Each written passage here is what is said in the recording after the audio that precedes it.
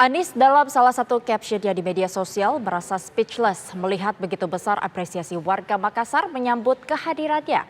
Yang menarik, meski kerap disambut ribuan pendukung saat bersafari politik, tak membuat hasil survei pasangan Anies Imin berbanding lurus dari sejumlah lembaga survei sebagai pasangan yang paling buncit dipilih pemilih.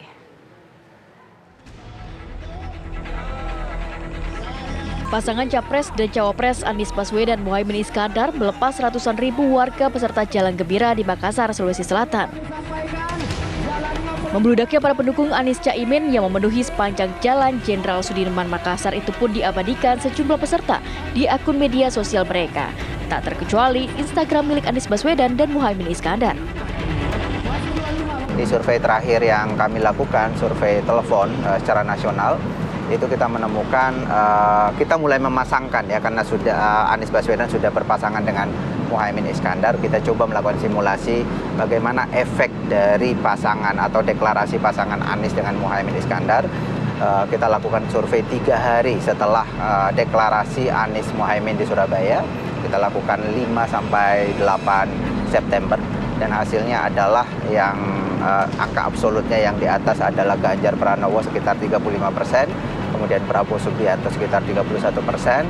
Jadi jarak antara Prabowo dengan Ganjar sebenarnya di bawah margin of error, 2 kali margin of error, sehingga SMRC tidak bisa menentukan siapa di antara dua calon ini yang lebih unggul dari yang lain. Tetapi untuk Anies Caimin? Anies Baswedan kita temukan di dalam survei terakhir itu 16,5%. Nah, sebulan sebelumnya kita ada survei nasional tatap muka dengan 5.000 responden dan respons rate 85%. Jadi yang kita analisis sekitar 4.600-an sampel dan kita temukan ketika itu individual.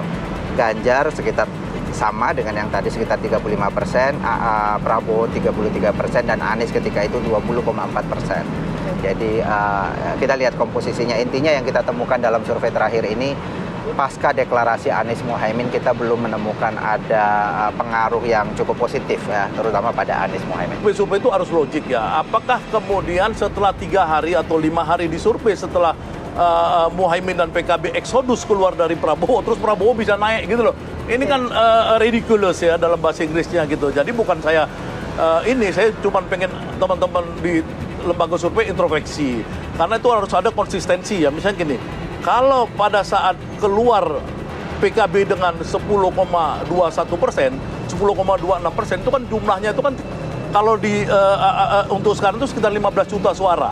15 juta suara, Muhaimin keluar pasti ya Prabowo-nya pasti turun. Itu nggak mungkin nggak. Kalau Ganjar bisa dibilang, misalkan dia bilang stabil karena apa? Karena dia tidak terganggu dengan urusan Muhaimin misalkan. Apalagi Muhaimin ini kan, Gus Imin ini kan Nahdlatul Ulama, PKB yang dia tuh ada spirit, ada militansi. Ya kalau misalkan Demokrat, Golkar, PAN itu nggak jelas militansinya di mana. Jadi sebenarnya survei-survei itu harus menunjukkan ya bahwa itu ada penurunan di Prabowo. Nah, survei yang internal kami lakukan di kelompok pendukung Anies ini itu memang terjadi penurunan di Prabowo dan naik di Anies gitu. Itu mudah-mudahan dalam waktu dekat kita akan rilis ya. Tapi itu logiknya di situ pasti turun di sini, naik di sana. Anies bahkan dalam captionnya merasa speechless melihat begitu besar apresiasi warga Makassar menyambut kehadirannya. Yang menarik, meski kerap disambut ribuan pendukung saat bersafari politik, tak membuat hasil survei pasangan Anies Imin berbanding lurus. Paslon besutan koalisi Nasdem, PKB dan juga PKS ini sering diposisikan sejumlah lembaga survei sebagai pasangan yang paling buncit dipilih pemilih. Kami tidak bisa menyimpulkan bahwa suara Anies turun. Yang bisa kami katakan bahwa setidaknya belum meningkat pasca deklarasi. Nah, sebenarnya bisa ada penjelasan ya kalau kita lihat, kalau kita mau mencoba cari penjelasan. Betul bahwa ada partai baru masuk, PKB. Tetapi juga ada partai yang sudah keluar bahkan dengan reaksi yang sangat keras pasca deklarasi Anies Muhaimin itu, atau bahkan sebelum deklarasi, yaitu Partai Demokrat. Sangat keras elitnya, bahkan spanduk-spanduknya dicopotin. Nah, saya menduga bahwa setelah reaksi yang sangat keras itu, pasca deklarasi ada eksodus para pendukung Anies Baswedan yang ada di Demokrat. Anies itu sudah nggak terkalahkan.